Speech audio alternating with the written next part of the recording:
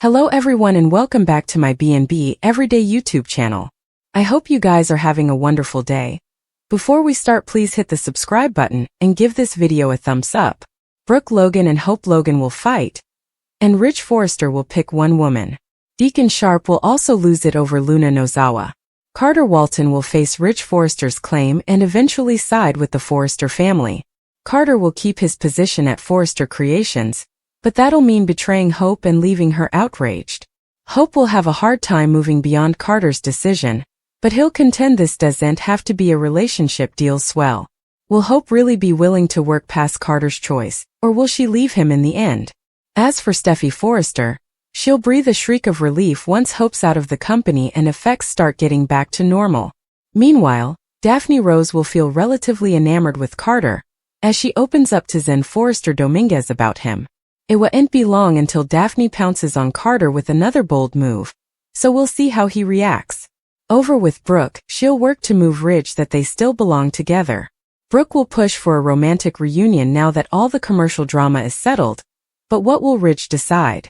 Taylor Hayes will clearly want to hear Ridge's answer as well since she's about to stumble upon Brooke's reunion pitch. Ridge will eventually choose one woman, and there's a good chance it's going to be Taylor for now. Womanish lineup including Steffi, Taylor, Hope, Brooke, Katie Logan and Donna Logan. Heather Tom wrote, directed and starred in this occasion that'll be each about the complex connections between maters and daughters. That should set the stage for Hope and Brooke to face off following Ridge's rejection. Brooke may condemn Hope on some position, so that may be why she'll have zero sympathy for her son's own pain, particularly when Hope's not taking any responsibility.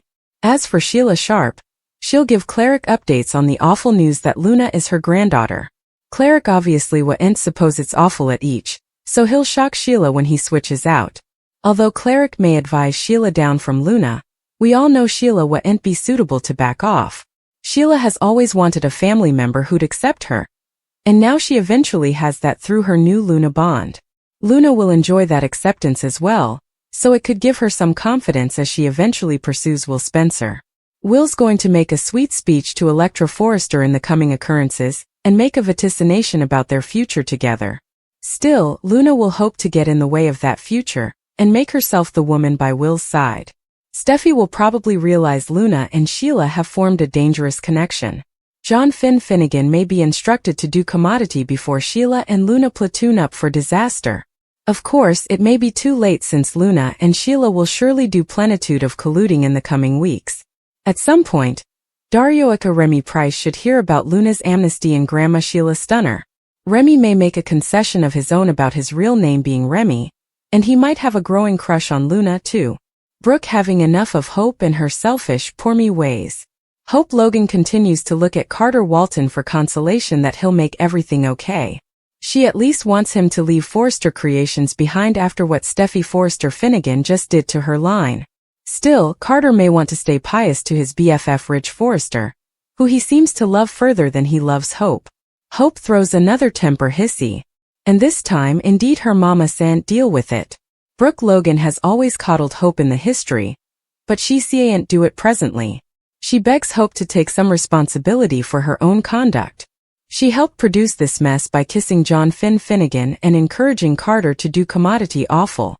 Yes, it was his idea, but Hope is the one who made sure he carried it out. While Hope laments what happened with Carter, Daphne Rose still wants Carter for herself. That means he can no way know why she really arrived in Los Angeles. Steffi, who actually has a friend for a change, is surprised by Daphne's pleas. Steffi realizes that her plan worked a little too well, and now Daphne has fallen for Carter, when he might still be hung up on Hope. Oh, what an involved web. Over at Il Giordano, Luna Nozawa is settling in relatively well as the proprietor's granddaughter. Who cares if she killed two men right there? She's sorry about that now, and that's all that counts. Either she was raised by a flighty single mama and didn't know who her father was, so that defenses her being a periodical killer. Luna now has her eyes on Will Spencer. When she sees him at the eatery, she can't help but flirt as she's sure she has eventually set up the right youthful man. Will might want to take an alternate look at his pater's pet design. Sheila Sharp may act as though she accepts Luna Nozawa as her granddaughter. Still, Sheila may not be as forgiving as it seems. Luna killed 2 of Sheila's good musketeers and Sheila is still furious over that. Luna also nearly killed Steffi Forrester, which would have hurt her family. Luna has seen Sheila several times since Bill and Poppy used to eat there frequently. Luna knows that Sheila is John Finnegan's mama and Sheila would accept her important fast than Lee Finnegan ever will. Lee no way liked Luna or wanted her around. Lee's passions ain't changed now. Luna is good at playing people and she'll try to play Sheila. Unfortunately, Luna doesn't know that you can't play a player.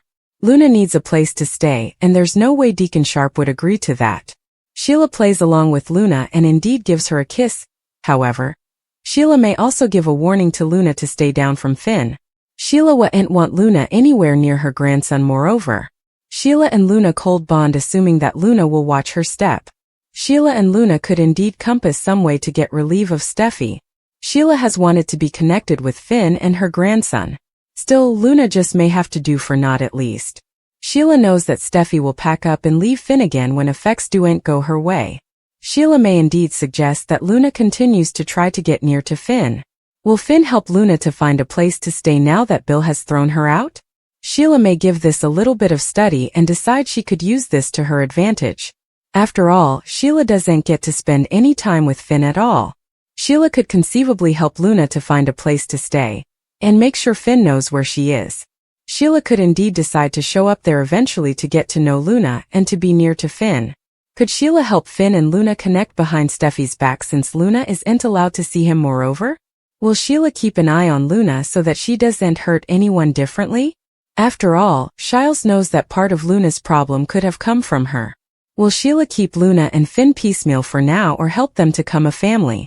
Does Sheila trust Luna around Finn after what she did to her mama? Eric and Ridge are enabling Steffi to act the way that she does. Keep reading below for everything you need to know. It seems like there are a lot of B&B suckers out there who are tired of seeing both Ridge and Eric enable Steffi's jest.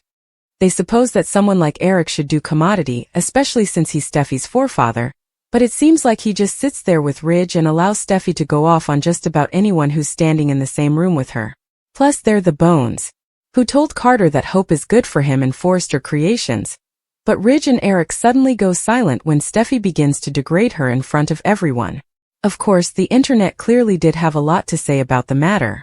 Some suckers of the show indeed reflected with, Steffi needs to be packed to the Paris office. Bring back her family. Thomas make him co-CEO.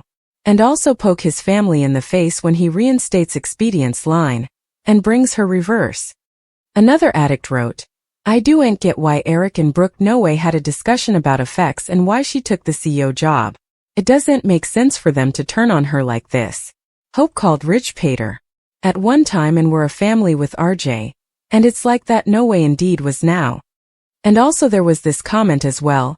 I suppose Hope needs to step back, estimate her provocations, stop being reactive and be visionary without the Forrester brand, get out on her own and make her way standing on her own 2 bases. Carter is codependent upon the Forrester approach to business. He'll fail Hope and move on with the nose. Frenchie Hope, it's time to go and your mama should stop enabling or following in her steps that have been proven wrong. Time to go family. The fantasy is over.